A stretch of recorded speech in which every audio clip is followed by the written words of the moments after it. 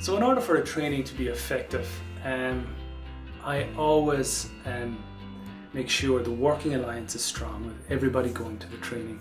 And what the working alliance really is that everybody there feels, yeah, these goals are good, what we're working towards is important and meaningful.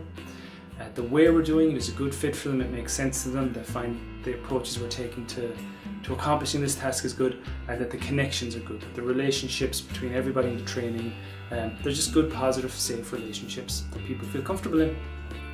And when the working alliance is strong, the training is likely to be very effective. Now if the working alliance is poor, people are thinking, oh, I'm not really sure if this is anything I want to work towards, or they're thinking the way we're doing this isn't really connecting with me, or they don't feel comfortable with the people they're doing it with. The training is likely to be far less effective. And even if the working alliance is just okay or just good, it's still not going to be quite enough to really make the training very effective. What you want to work towards is a really strong working alliance. And again, I just accomplished that in the trainings by using a lot of feedback.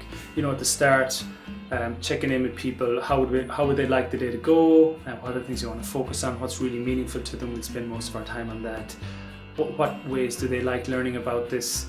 In the middle of it again, checking in with people, and at the end getting maybe some more formal feedback. And so I just used a lot of feedback to make sure the working alliance is strong. Because when the working alliance is strong, it's going to be a great training. Many other benefits come from having a working alliance too. For example, the next time you want to do a training with people, you know, it's not going to be difficult to get them excited and interested in it if they had a really strong working alliance with the previous training. So it's just everybody benefits all around. But let me give you a specific example of very practical way of creating a good working alliance.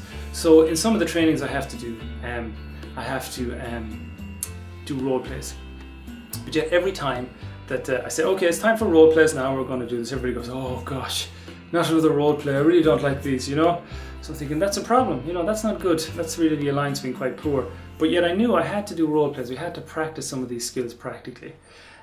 So what I did is after a while I figured out, talked with some colleagues and I figured out that if I say, what we're going to do next is some skills practice in a safe environment, people really like that, you know, we're just going to practice specific skills, specific exercises, and we're going to do it in a safe environment. We're going to make sure that when we're doing these, it's a positive experience, that the person you're practicing these skills with is helping you to learn that skill and make it flow for you. And so what happened is as a trainer, I was still able to accomplish what I needed to do. It worked out better because I think if people have a positive experience, they're engaged, they're enjoying it, they're going to learn much more. It kept the energy and flow of the training going on for the next piece. There's nothing worse than having to train something when the previous section you did was just really not a very motivating experience. So it helped the whole training flow better. And all it was just listening to the feedback, making some adjustments in how I was doing it. And it's really the process of making many of those adjustments with the training that you're doing is how you get to having a really strong working alliance with the people you're training.